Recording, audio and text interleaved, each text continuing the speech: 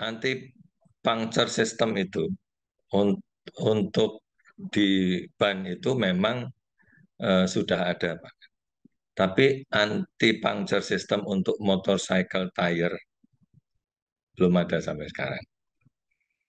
Gitu. Oleh karena itu eh, saya sebenarnya waktu itu mengembangkan itu, dan jika saya mengembangkan itu, kenapa saya harus bikin paten? Karena pada saat saya mengeluarkan produk, saya tidak bisa diklaim oleh perusahaan lain.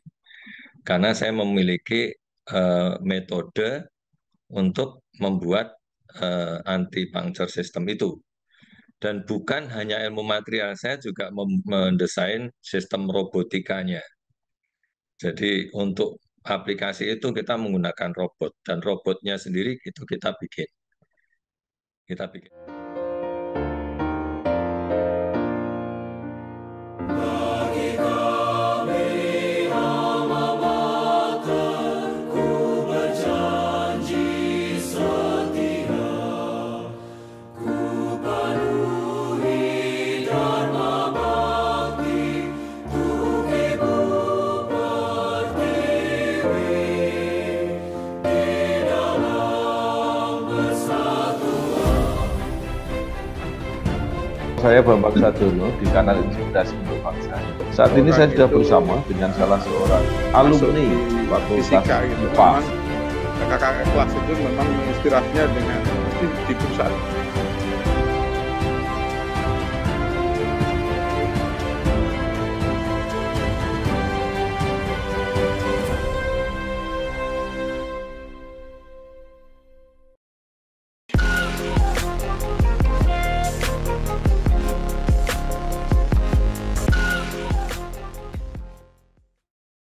Assalamualaikum warahmatullahi wabarakatuh. Kembali lagi bersama saya Bambang GR Sadono di channel Inspirasi untuk Bangsa pada program Alumni Kebanggaan FMIPA UGM.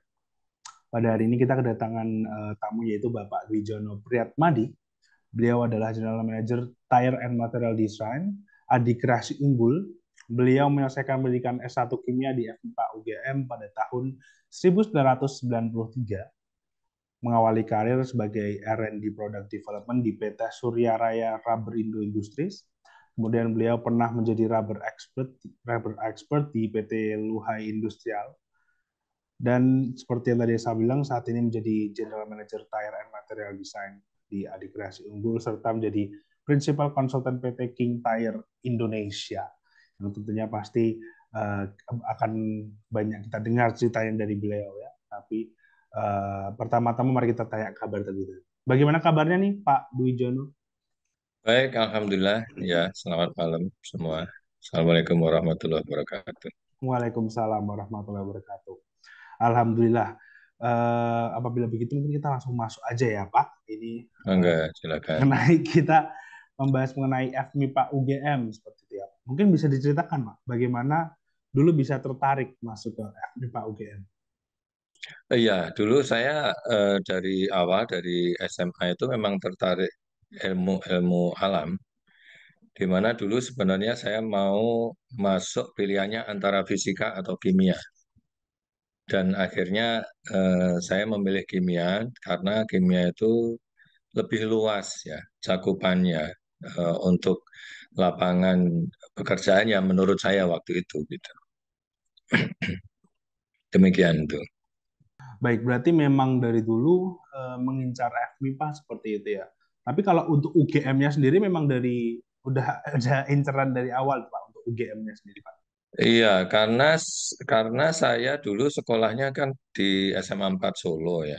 Jadi yang paling dekat itu UGM. Dan kebetulan saya bebas tes ke UGM, ke Fakultas MIPA Kimia.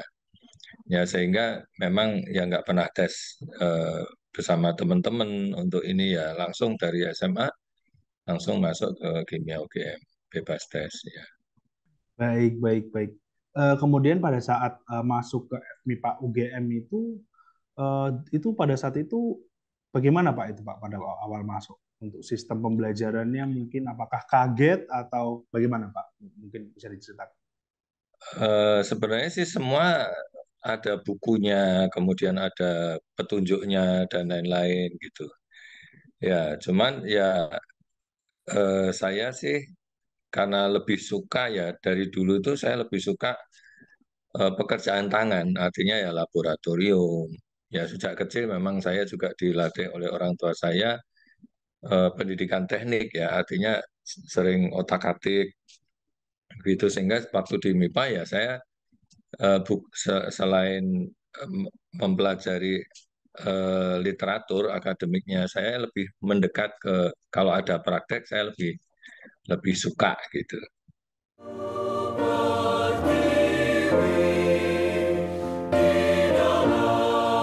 Persatuanmu, jiwa seluruh bangsaku, ku junjung kebudayaanmu, kejayaan Nusantara. Itu otak-atik apa tuh Pak tadi yang sama orang tua itu Pak biasanya? Iya, dari kecil itu memang saya kebetulan bapak saya itu istilahnya itu di bidang teknik ya, di teknik manufaktur.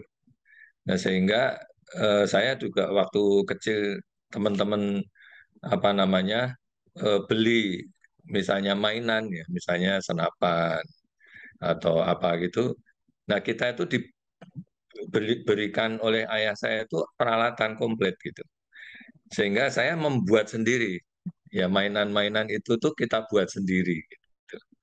Sehingga sudah diperkenalkan dengan alat-alat teknik misalnya gergaji, kemudian mesin bor, kemudian mesin asah gitu. Jadi diajarkan memang ini dan waktu itu diberikan mobil juga dibilang mobil ini tidak boleh masuk bengkel. Jadi kita diajarin untuk satu persatu bagian mobil diajarkan dan apa yang harus dirawat sehingga mobil itu nggak pernah ke bengkel. Kita semua yang rawat itu memang dididik seperti itu gitu. Jadi pengetahuan teknik kebetulan saya juga secara tidak sengaja gitu sehingga saya masuk ke MIPA-nya bukan teknik gitu karena saya teknik sudah tangan saya sudah terbiasa Baik, gitu. baik. Kemudian pada saat di FMIPA UGM itu sendiri, Pak, apakah ada kenangan atau pengalaman yang masih teringat mungkin, Pak, mengenai mungkin ada dengan teman-teman atau apakah ada pengalaman yang eh, banyak ilmunya mungkin disimpan sampai sekarang, ada nggak, Pak? Ya di MIPA itu sebenarnya kalau yang saya simpan itu justru pendidikan-pendidikan yang bersifat kursus.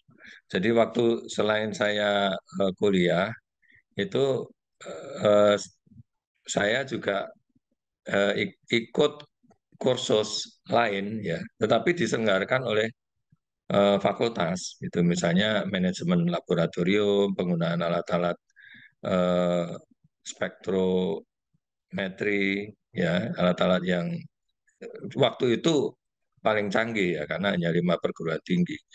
Ya, sehingga waktu itu saya kursus itu, kemudian kursus AMDAL dan lain-lain.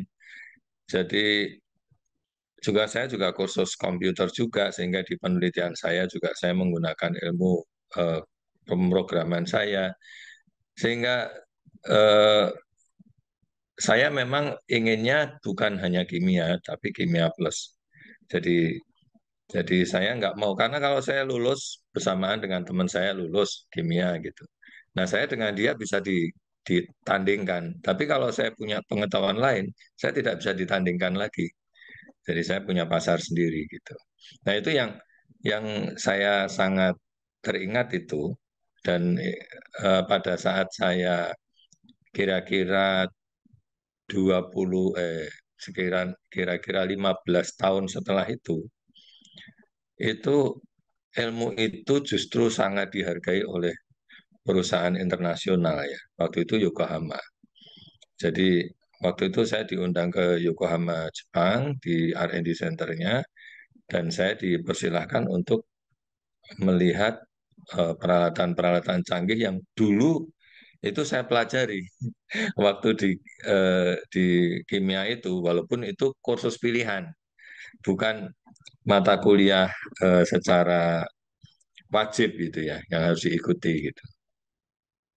Ini kan berarti sebenarnya sangat memorable ya, seperti itu. Yaitu ilmu itu bisa saya jual, bukan ilmu yang diberikan di dalam satu perkuliahan utuh. Tapi justru kursus lain yang diselenggarakan oleh Fakultas MIPA itu yang saya ikuti dan itu bisa saya jual 15-20 tahun kemudian.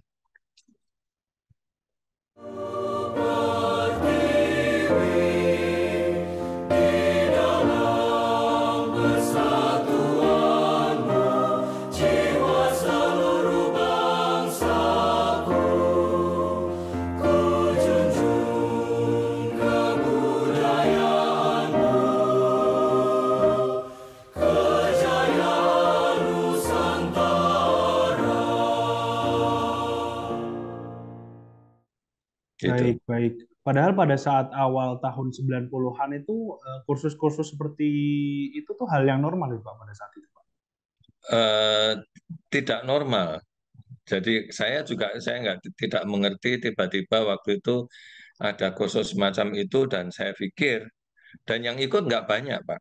Yang ikut tidak banyak. Yang ikut itu nggak nyampe 20 orang gitu. Dan itu juga dari berbagai angkatan, berbagai mungkin ada fakultas lain dan lain-lain itu di Lakfib dulu itu.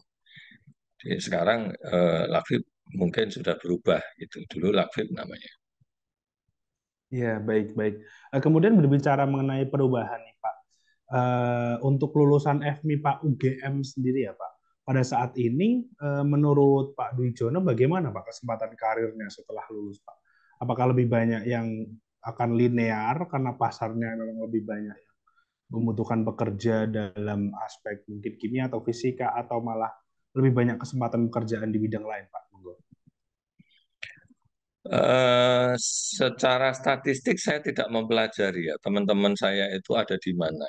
Tapi memang teman-teman saya itu ada yang bekerja di perminyakan, ada yang bekerja di industri pewarna, kemudian saya sendiri di industri karet gitu loh. Tetapi bahwa saya sangat jarang menemui teman-teman di industri ya. Saya sangat jarang. Padahal kalau kita tahu bagaimana peluangnya dan kompetensi apa yang perlu disiapkan itu saya kira sangat-sangat terbuka gitu ya. Dan saya juga mengajar di beberapa eh, perguruan tinggi ya. Jadi termasuk salah satu UGM dan ada di 5 perguruan tinggi saya ngajarin tapi fakultas MIPA. Jadi ya saya waktu itu eh, mengingat bahwa saya dulu teman saya sangat sulit mencari orang MIPA, kimia terutama ya. Ya, kebetulan MIPA matematik ada yang pernah direkrut di perusahaan kami, saya mengerti gitu. Tapi kimia itu sangat sulit saya mencarinya gitu. Nggak tahu apakah lebih banyak ke bidang pendidikan atau yang lain gitu. Hmm, baik, baik, baik. Berarti memang kalau secara pengalaman memang jarang dari FMIPA sendiri ya Pak, kalau menurut Bapak di perusahaannya Bapak.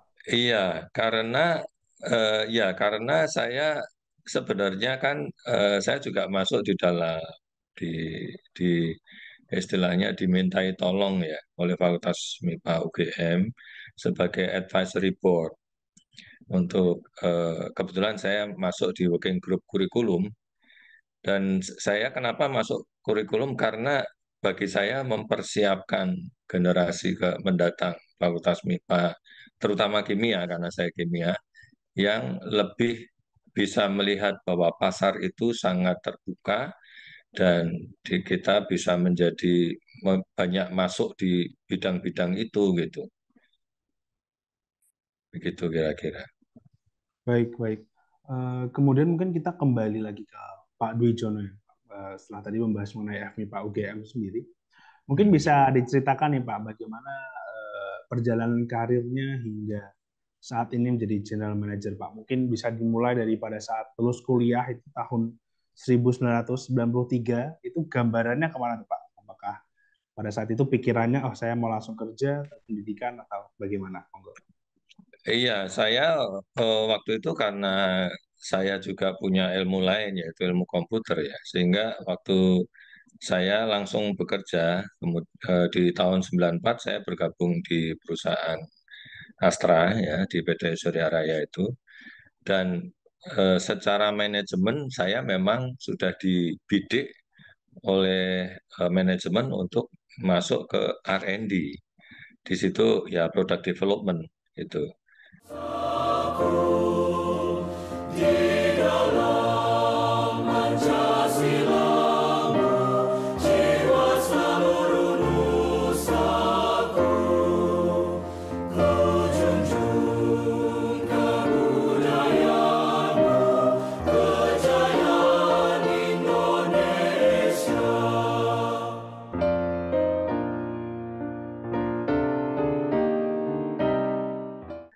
Nah, ya, ya saya hampir tidak pernah di bidang lain. Memang waktu itu sebelum itu saya membantu di bidang lingkungan, tetapi itu hanya sebentar dan hanya 1 tahun kemudian saya pindah ke Astra dan cerita dari awal sampai sekarang eh, hampir tidak pernah lain. Ya, saya seperti sudah tercetak menjadi orang R&D gitu dari sejak awal. Walaupun pada akhirnya saya menjadi mempunyai pengetahuan sebagai product manager. Jadi, tapi berawalnya memang dari ke R&D-an, dari research and development, di mana pertama kali saya di product development, terus kemudian pernah di proses development, kemudian di material development, kemudian yang terakhir saya di Surya Raya itu di memegang departemen eh, istilahnya itu departemen teknologi gitu. Jadi sudah di luar semua ini apa, maksudnya di atas itu semua gitu. Jadi R&D tapi teknologi gitu. Sehingga apapun dari material dipegang, proses dipegang, produk dipegang itu. Jadi melingkupi semua. Jadi mana yang kurang, jadi saya bantu ke sana. Seperti itu. Dan sekarang menjadi GM ini adalah eh, itu hanya sekedar apa ya istilahnya di bidang saya memang harus jadi GM itu, tetapi perusahaan Adik Kreasi Unggul ada perusahaan saya sendiri, di mana saya sebagai komisaris. Tetapi untuk jabatan tekniknya atau jabatan eh, istilahnya strukturalnya itu ya saya GM. Fungsionalnya itu ya sebenarnya saya di komisaris. Gitu. Baik, baik, baik. Berarti kalau R&D sendiri itu berarti lebih banyak masalah teknis ya Pak, kalau saya tidak salah ya Pak. R&D itu di situ adanya adalah cita-cita, harapan. Kalau teknik itu tools, Pak. Teknik itu alat, gitu. Teknik itu hanya sekedar alat sebenarnya. Nah, science di mana Fakultas MIPA itu science. Science juga di situ hanya alat, Pak. Tapi yang justru diperlukan itu adalah mimpi atau bayangan.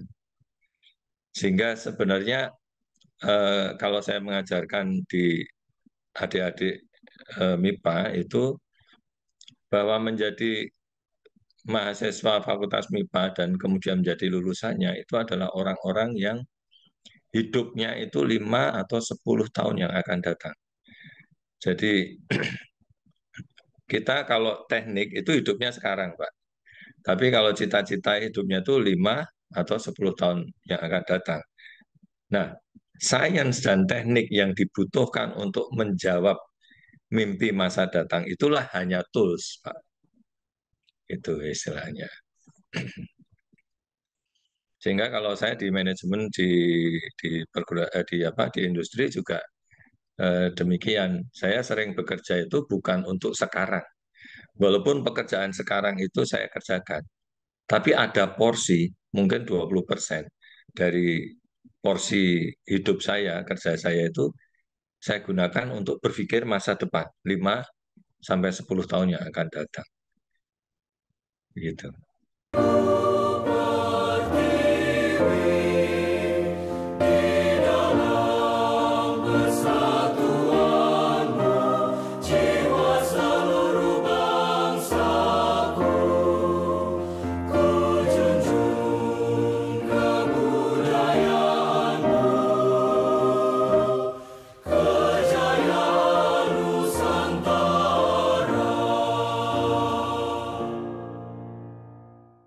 Baik, di mana ini salah satunya yang akan saya bahas juga ya Pak. Sebagai desainer dan insinyur ban sepeda motor, Bapak telah mengeluarkan pattern of anti-puncture tire system ya Pak. Ya, Bisa dijelaskan Pak tentang sistem ini dan bagaimana itu Pak kok bisa dipatenkan itu? Maksudnya setahu saya sudah banyak dari perusahaan luar yang sudah berusaha mematenkan mungkin ya Pak, dari Michelin dan lain-lain seperti itu. ya benar. Anti puncture system itu untuk di ban itu memang sudah ada, Pak. Tapi anti puncture system untuk motorcycle tire belum ada sampai sekarang. Gitu. Oleh karena itu, eh, saya sebenarnya waktu itu mengembangkan itu. Dan jika saya mengembangkan itu, kenapa saya harus bikin paten? Karena pada saat saya mengeluarkan produk, saya tidak bisa diklaim oleh perusahaan lain. Karena saya memiliki metode untuk membuat anti puncture system itu. Dan bukan hanya ilmu material, saya juga mendesain sistem robotikanya. Jadi untuk aplikasi itu kita menggunakan robot dan robotnya sendiri itu kita bikin sendiri. Hanya masalahnya memang sampai sekarang anti puncture tire system untuk motorcycle itu belum pernah ada. Sehingga eh, banyak yang masih gagal karena memang ini teknologi material.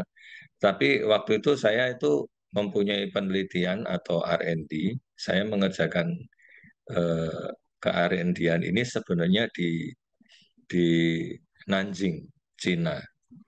Jadi saya sebenarnya kolaborasi dengan mereka, tetapi karena kemudian eh, ada COVID-19, maka saya tidak bisa ke Cina lagi sampai sekarang.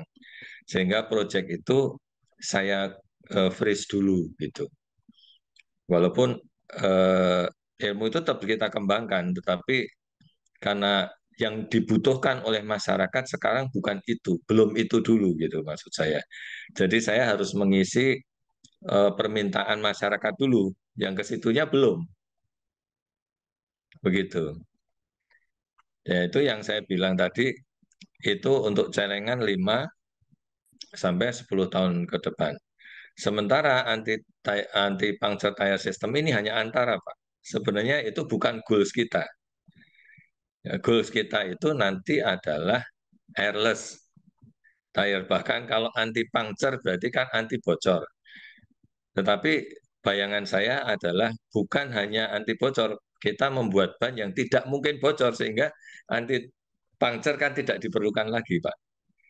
Tetapi dua-duanya apakah anti puncture tire system ataupun airless tire untuk motorcycle tire masih jauh.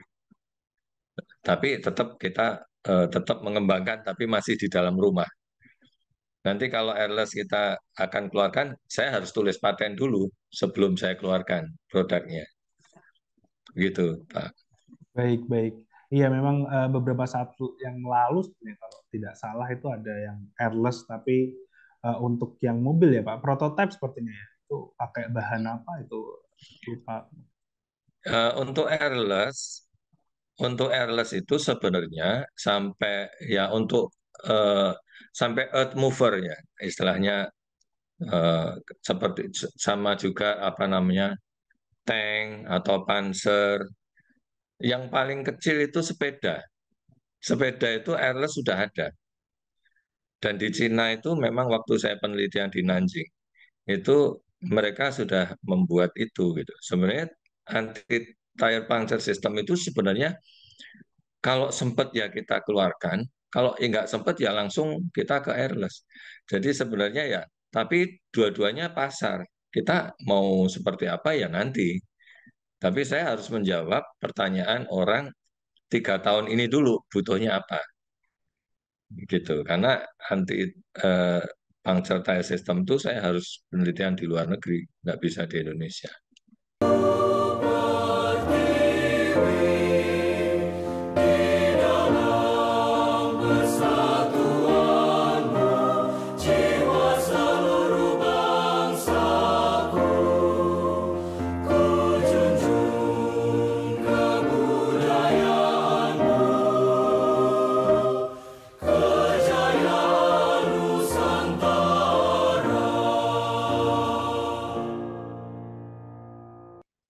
Oh, karena itu mungkin bisa disebutkan nggak Pak itu alasannya nggak bisa di Indonesia karena teknologinya atau minatnya atau bagaimana Pak?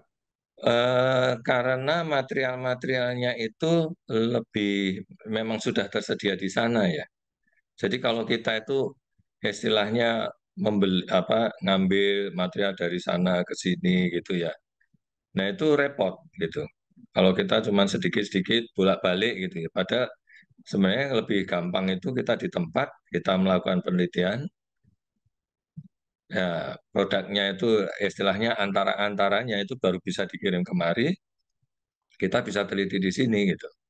Tapi di awal-awalnya mengenai masalah reologi, mengenai masalah apa namanya kemampuan adaptasi temperatur dan lain-lain, mendingan di sana sih. Dan perusahaan itu memang perusahaan internasional sebenarnya. Ada di Amerika, ada di Cina dan lain-lain. Itu perusahaan multinasional sebenarnya. Baik-baik.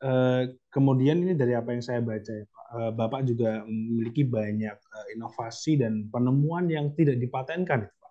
Mungkin Ya, bisa benar. disebutkan Pak apa saja itu Pak contoh? Iya, saya sih me- apa ya? Memang pekerjaan saya kan penelitian terus. Jadi setiap tahun saya itu penelitian. Artinya setiap tahun juga saya memperoleh hasil penelitian gitu. Nah, tidak semua itu harus dipatenkan, Pak. Dipatenkan itu jika pada aplikasinya itu bisa diklaim orang. Jadi misalnya begini nih, saya kasih contoh misalnya waktu itu saya menemukan sistem anti ozon, ya anti anti aging lah. Di ban itu kan ada anti penuaan gitu ya. Nah, anti penuaan itu saya mempunyai formulasi 312.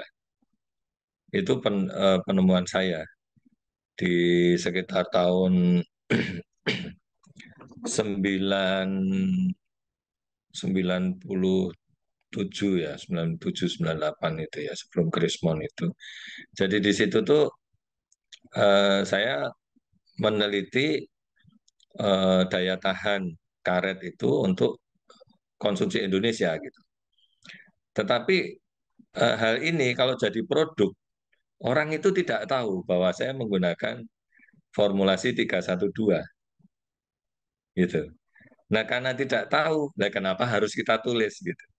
Karena tidak ada yang bisa klaim begitu, Pak. Dan banyak ilmu material itu yang tidak usah kita patenkan, tapi kita mendapatkan manfaat dari situ. Banyak sekali, Pak. Jadi lebih banyak yang tidak dipatenkan daripada yang dipatenkan. Dipatenkan itu hanya bertujuan apabila itu kita jual, kemudian orang bisa klaim duluan. Itu butuhnya paten seperti itu. Jadi fungsi paten itu bukan keharusan ilmiah, itu, tetapi keharusan karena persaingan usaha. Gitu. Sehingga kita menggunakan paten. Beda dengan kalau di perguruan tinggi. Jadi suatu penelitian itu harus dipatenkan karena diakui gitu. Itu sebenarnya ada 2 paten yang di situ ada saya. Salah satunya yaitu eh, peralatan untuk bongkar pasang ban itu. Nah, itu juga waktu itu, tetapi saya hanya pembimbing untuk kelompok kecil karyawan yang melakukan perlombaan gitu. Nah, saya masuk itu dan itu akhirnya dipatenkan gitu. Tapi karena dipatenkan kan ada wujud barangnya. Pada saat wujud barang itu keluar, itu bisa diklaim sama perusahaan lain. Oh, saya kan juga membuat itu. Nah, sebelum kita seperti itu, kita patenkan dulu gitu. Dan semua paten itu kalau di industri, mereka meminta buktinya.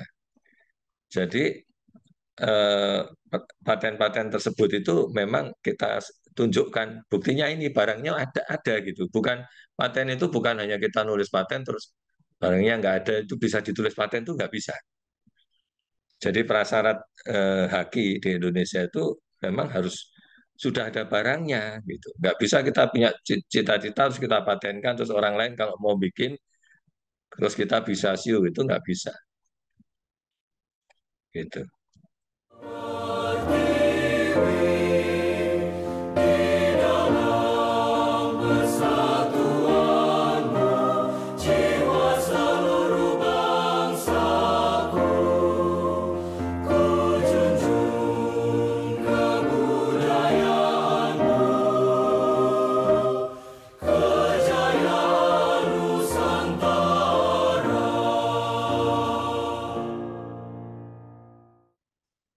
Baik, baik, baik. Karena kalau untuk gambaran saya sendiri itu paten itu seperti bagaimana kalau seat belt itu kan nggak dipatenkan itu ya Pak. Itu seat Ya, belt dulu itu lah. Berarti memang lebih ke perusahaan seperti itu ya Pak. Lebih ke biar nggak diambil gitu ya. Tapi kalau temuan secara ilmiah itu yang tidak terlihat memang tidak harus gitu ya Pak. Karena tidak ada ancaman juga ya Pak. Seperti itu ya berarti ya. iya, iya. Kalau di industri melihat paten itu hanya ini tuh kalau kita keluarkan itu akan bisa diklaim oleh kompetitor atau enggak sih gitu. Itu aja sih. Baik, baik. Kemudian nih Pak, kalau Pak Dwi Jono sendiri, bagaimana nih Pak? Bapak melihat tren ke depan dalam industri ban dan material. Bagaimana Pak Dwi Jono melihat? Dan bagaimana juga memastikan agar produk-produk adikrasi unggul tetap kompetitif di pasar seperti itu Pak.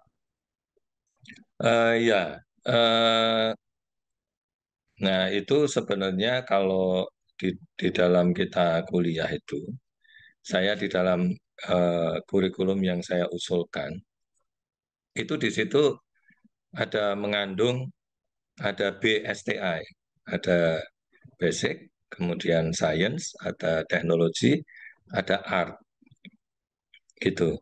Jadi itu harus benar-benar di apa ya, dilatih, Pak. Jadi terutama yang terakhir, Pak, art, gitu. Kalau kita hanya punya basic, punya science, punya teknologi, kita bingung barang kita itu mau di mana, gitu.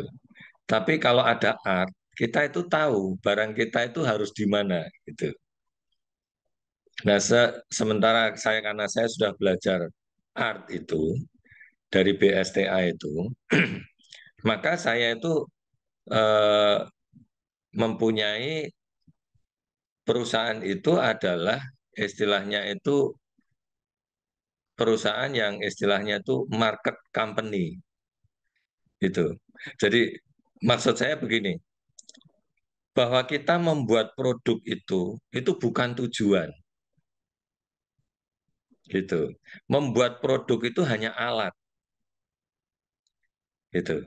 Yang menjadi tujuan adalah kita menjawab permintaan pelanggan, menjawab harapan pelanggan gitu.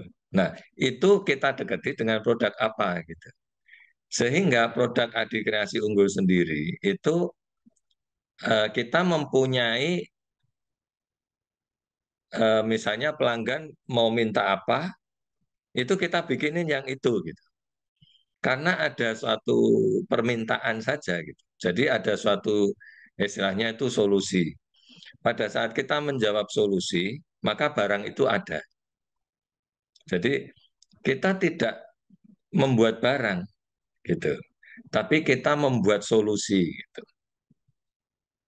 Gitu. Di dalam bisnis itu, apapun bisnisnya, sebenarnya kita tidak membuat barang. Barang itu hanya alat. Barang atau jasa itu hanya alat gitu. Yang lebih penting adalah apakah kita memberikan solusi atau tidak. Jadi bisnis kita itu adalah solusi, bukan bukan membuat sekedar barang gitu.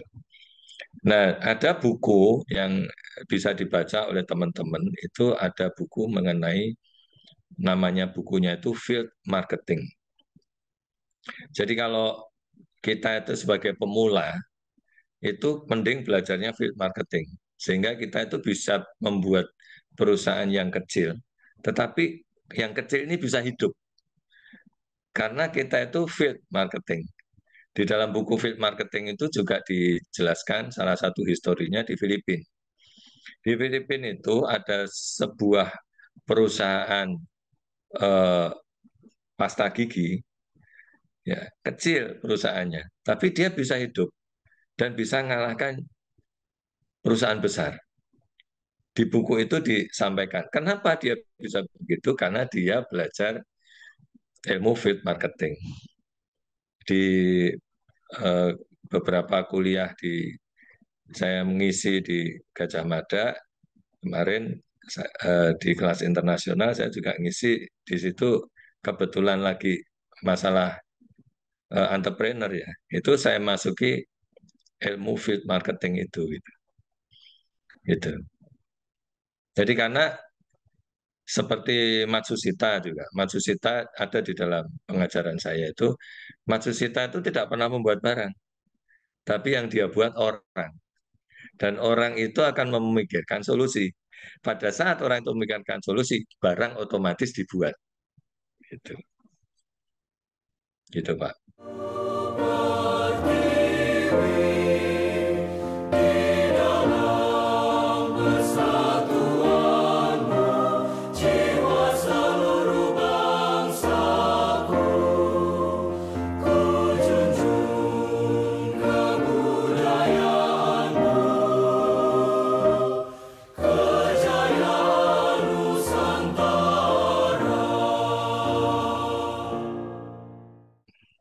Baik, baik, baik. Berarti memang kalau dari perusahaan Bapak sendiri ini itu ya Pak, lebih mengacu ke demand ya, bukan inovasi. Maksudnya ada demand, kemudian Bapak supply, ada keluhan, Bapak beri solusi seperti itu. Jadi Iya, barangnya tetap bersirkulasi daripada kita bikin inovasi-inovasi tapi nggak ada yang beli gitu, berarti kayak gitu. betul, betul. Jadi ya makanya saya mengajarkan di dalam, kalau lulusan MIPA itu harusnya targetnya itu menjadi product manager, Pak. Jadi bukan ahli sekedar material nih, ahli quality control, misalnya ahli testing, itu bukan. Tapi ahlilah menjadi product manager. Product manager itu sebenarnya dia mencari dulu demand atau tadi istilahnya opportunity ya. Opportunity-nya tuh di mana gitu. Untuk membuat barang tinggal kumpulin aja orang-orang ini bikin barang gitu intinya. Baik, baik. Kemudian ini Pak, kita kembali lagi mungkin sedikit ke FMIPA UGM. Tadi Bapak sendiri sebagai advisory board ya tadi mengenai kurikulum. Ini mungkin Ya. pertanyaan yang nyambung juga ya Pak. Jadi kalau menurut Bapak sendiri, bagaimana pengalaman itu ya Pak, berkarir selama ini dijadikan saran ke FMIPA UGM Pak, ke FMIPA UGM-nya sendiri mengenai apa yang harus diajarkan tersebut. Iya, untuk harapan saya untuk adik ini kan, kalau di dalam FMIPA lah gitu kan, itu kan atau di perguruan tinggi itu kan ada dosen, ada mahasiswa gitu. Dan kemudian ada materi yang menjembatani kedua-duanya. Jadi untuk saya mengusulkan ada perubahan paradigma pengajaran dan materi. yaitu saya menekankan konten versus konteks. Jadi ada pelajaran mengenai konten dan konteks, Pak. Jadi bukan hanya kita kalau mengajar, biasanya itu hanya mengajarkan konten. Jadi isinya apa, silabusnya itu apa, gitu. Tetapi yang kita butuhkan juga konteksnya apa, gitu. Istilahnya kalau ilmu itu segini, Pak, banyak sekali ya. Padahal yang dibutuhkan itu segini. Bagaimana ilmu yang segini ini ya tetap dikasih, tetapi penguatannya ada di konteks. Ini konten, Pak. Padahal konteksnya butuhnya cuma segini. Sehingga yang ditawarkan dari fakultas mengenai pengajarannya itu harus dilihat dari sisi konten. Tentu para dosen sudah mengetahui, tapi konteksnya ini apa? Gitu. Nah, sehingga kalau konteks ini ada yang kita berikan dengan pengkayaan kurikulum kita dengan prinsip BSTA, Basic, Science, Teknologi, dan Art. Ini yang seperti yang saya tadi ditanyakan karir saya dan lain-lain sampai sekarang. Nah, itu yang kita usulkan menjadi konten harus dilihat kembali, tetapi konteksnya itu harus disusun. Nah, sebagai mahasiswa, saya mengajarkan kepada kemarin mahasiswa baru dan mahasiswa lintas angkatan, kami ajarkan adalah memulailah Anda membuat portfolio Anda sendiri. Nah, portfolio Anda itu kan sebenarnya konteks. Gitu. Jadi, kalau saya pelajari, saya bandingkan antara kurikulum MIPA, khususnya kimia Gajah Mada, dibanding dengan perguruan tinggi ternama di Indonesia dan perguruan tinggi ternama di internasional, kebetulan di Inggris, itu saya perbandingkan itu memang di Fakultas MIPA Kimia UGM itu sudah hampir sama artnya itu dengan yang di London, ya. Tetapi tinggal dikayakan saja, konteksnya ini lebih diperkaya saja. Tapi dibilang saja ini juga sulit, Pak, karena ini harus berubah paradigma. Jadi antara dosen memberikan konten dan konteks, mahasiswa harus memilih dari awal itu portfolionya mau kemana. Dan saya bilang ke mahasiswa, portfolio itu harus Anda pilih 3. Jadi portfolio A, portfolio B, portfolio C. Untuk portfolio A, mata kuliah apa yang Anda perkuat? Yaitu konteks kan. Untuk portfolio B, mata kuliah apa yang diperkuat? Portfolio C, minimum 3. Kita harus membuat 3 skenario portfolio kita. Jangan cuma 1. Karena kita nggak tahu ke depan itu kita mau jadi apa. Gitu. Sesuai dengan talenta yang dipunyai oleh si mahasiswa tadi. Itu, Pak.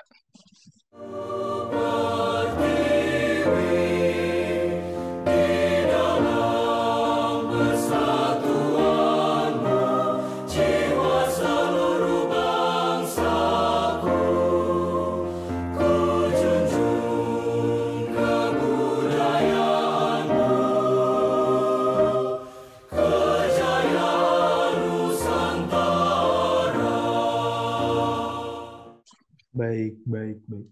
Tentunya mungkin nanti ini bisa bisa akan lebih jelas lagi dan bisa bahkan lebih masuk lagi ya, karena Pak Dijono ini kan juga tadi advisory board gitu, jadi mungkin bisa disampaikan langsung. Tapi kalau memang kita lewat sini ya, untuk para penonton mungkin ada dosen-dosen yang menonton, mungkin ada stakeholder-stakeholder juga yang mungkin bisa membantu ya. Ini ada usulan, ada suatu ide gitu, mungkin bisa dibahas lagi seperti itu untuk para penonton. Baik, kemudian untuk pertanyaan terakhir ya, Pak. Jadi tadi kan kita sudah membahas saran untuk FMIPA UGM ya, Pak. Mungkin apakah ada yang ingin disampaikan, yaitu saran mungkin kepada para mahasiswa ataupun calon mahasiswa yang masih belajar dalam membekali diri dan menyesuaikan diri dengan kebutuhan dunia kerja, Pak. Mungkin selain tadi yang portofolio itu, mungkin bisa dijelaskan apakah ada saran mengenai langkah yang lebih jelas ataupun apa yang harus dipersiapkan, mungkin mental ataupun mungkin lebih banyak kursus seperti Bapak Wijono sendiri. Bagaimana, Pak? Iya, benar. Yang nomor satu adalah kita harus menyusun portfolio kita. Harus disusun, Pak. Portfolio kita itu harus disusun. Karena pernah ya, ada satu teman yang mau kuliah di luar negeri, kebetulan di Universitas di London tadi. Dia mau ngelamar ke suatu, maksudnya mau masuk ke kuliah ke suatu ke suatu program studi, ditanyakannya apa? Bukan IP kita, tapi portfolio Anda itu apa? Perguruan tinggi tersebut itu termasuk di 25 besar dunia. Di Inggris dia termasuk 5 besar. Itu pada saat kita itu mau masuk ke suatu program studi, istilahnya mahasiswa mau masuk, mau ngelamar jadi mahasiswanya itu, ditanyainya apa? Portfolio Anda apa? Jadi modal Anda, pengetahuan Anda itu apa? Bukan hanya portfolio, bukan hanya pernah belajar, tapi apa yang diperbuat dengan itu. Artinya kan kita tidak hanya kuliah, termasuk tadi ada kursus, kemudian ada mainan, ada laborat yang bisa kita permainkan, mungkin juga menjadi penelitian antara itu. Itu yang sangat penting yang nomor satu. Jadi portfolio harus disusun. Ya, tentu kita belajar konten, terus konteks. Nah, masalah konteks ini menjadi permasalahan, Pak. Jadi kita selalu bicara antara industri dan perguruan tinggi itu jauh gapnya. Kalau saya tidak demikian. Jadi saya orang industri. Saya datang ke kampus untuk mengajarkan pola kerja di industri itu apa dengan tidak istilahnya membocorkan rahasia perusahaan. Tidak. Tapi ilmu kita itu bisa kita potong-potong, di mana bisa kita kasih ke mahasiswa untuk dipelajari. Nah, pada saat praktisi itu datang, berbondong-bondonglah para mahasiswa itu untuk melihat dan bertanya, karena untuk kita masuk ke industri itu sangat sulit. Beberapa saya punya bimbingan juga dari perguruan tinggi lain juga, itu mau masuk ke perusahaan itu tidak mudah, Pak, karena di dalam perusahaan itu ada prinsip confidentiality. Sangat sulit kalau mahasiswa mau ke industri itu sangat sulit. Gitu. Mungkin kalau hanya jalan-jalan sebentar bisa, tapi kalau kita mau cari ilmunya sangat sulit. Nah, caranya bagaimana? Ya, kita mendatangkan praktisi-praktisi industri yang bisa membagi ilmu, bukan membocorkan dari kekayaan intelektual perusahaan, tetapi prinsip-prinsip yang dipakai kemudian kita bisa mencapai keunggulan perusahaan itu apa. Di dalam Pancasilamu, jiwa seluruh nusaku, ku junjung kebudayaanmu, kejayaan Indonesia.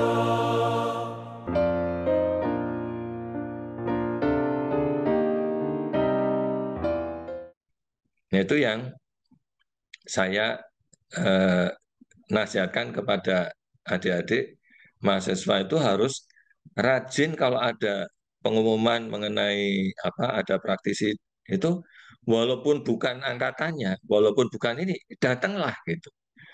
Tentu minta izin ke dosen kalau masih ada tempat ya masuk gitu. Karena apa? Praktisi itu tidak banyak, Pak. Yang bisa sharing itu tidak banyak. Gitu. Sehingga itu sangat penting untuk kita mengetahui, oh industri itu sebenarnya seperti ini ya. Dan praktisi itu punya trik-trik. Tidak usah belajar terlalu panjang gitu ya. Dia ada, Anda belajar ini aja sebenarnya sudah cukup gitu. Nanti di sana diasah gitu. Seperti itu. Jadi satu, mahasiswa itu harus punya portfolio. Yang kedua itu harus banyak kalau ada kursus-kursus. Yang ketiga kalau ada praktisi industri mengajar dan sesuai dengan talenta kita, kita harus menambahkan ilmu sesuatu. Dan yang terakhir, bukan hanya kelulusan ya. Kalau kita bicara lulus itu nanti jadi pengusaha, maka di dalam pengajaran saya itu ada the power of two. Jadi kita itu harus secara, misalnya saya orang kimia, saya harus belajar sebagian fisika dan matematik, misalnya survei, misalnya mekanika, dan lain-lain. Tapi kita juga harus kerjasama dengan orang lain, dari fakultas lain, mungkin dari universitas lain, sebagai partner kita untuk membuat suatu produk. The power of two. Saya seringkali ngasih contoh itu misalnya eh, kalau kita misalnya ini, kalau Bapak tahu Ajinomoto ya. Ajinomoto itu kan ada Profesor Kikunai Ikeda. Profesor Kikunai Ikeda itu sangat pintar secara ilmunya, tapi nggak bisa jualan. Dia membutuhkan orang, kebetulan ada orang yang namanya Suzuki. Nah, karena the power of two, jadi kolaborasi antara eh, Profesor Kikunai Ikeda ini dengan Suzuki, seorang industriawan, maka keduanya bisa berkolaborasi dan akhirnya Ajinomoto menjadi perusahaan kelas dunia yang luar biasa. Kelas dunia di mana-mana negara itu ada, di Indonesia, ada di Filipina, Malaysia, dan lain-lain, termasuk di Amerika. Nah, sehingga the power of two ini ya, satu, kita harus memperkuat diri kita menjadi mahasiswa plus. Yang kedua, setelah kita lulus, ya sebelum kita lulus juga kita harus kolaborasi sama mahasiswa lain, gitu. Atau nanti kalau sudah kita kerja, kita ketemu, harus menemukan satu partner lain sebagai komplement kita, baru kita bisa berusaha. Tidak harus kita menjadi karyawan seumur hidup, gitu Pak. Baik, oke, sangat luar biasa sekali ya, tentunya banyak sekali ilmu yang didapatkan. Alhamdulillah ini sangat bermanfaat bagi saya. Semoga berkah juga untuk Bapak Dwi Jono dan bermanfaat bagi para penonton di rumah. Terima kasih atas kesempatan yang sudah diberikan Pak Dwi Jono, atas wawancara yang Ya, sudah dilakukan. sama-sama. Baik, namun sebelum saya tutup, mungkin ada kata-kata penutup dari Bapak Dwi Jono. Iya, ya kami mengajak kepada Bapak Ibu para pengajar, dosen, untuk membuat kurikulum sama-sama yang bisa menjawab kebutuhan sekarang dan 5-10 tahun yang akan datang. Dan sebagai mahasiswa harus mulai membuat portfolio diri.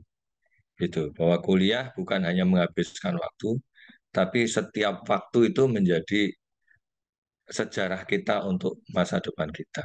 Saya kira itu Pak, terima kasih. Baik, oke. Alhamdulillahirrahmanirrahim. Sekali lagi saya mengucapkan terima kasih untuk Bapak Dwi Jono. Saya juga mengucapkan minta maaf apabila ada kata-kata yang kurang mengenakan untuk Pak Dwi Jono dan juga Baik, untuk para sama-sama. penonton di rumah. Semoga kita bisa sharing-sharing lagi di lain waktu. Alhamdulillah silaturahmi sudah terjalin pada malam hari ini. Kemudian untuk para penonton di rumah, jangan lupa like dan subscribe. Tonton video-video yang lain. Wassalamualaikum warahmatullahi wabarakatuh. Saya Bambang YR Sadono, tetap di channel Inspirasi untuk Bangsa. Ya, terima kasih. Assalamualaikum. Di dalam Pancasilamu, jiwa seluruh nusaku, ku junjung kebudayaanmu, kejayaan Indonesia.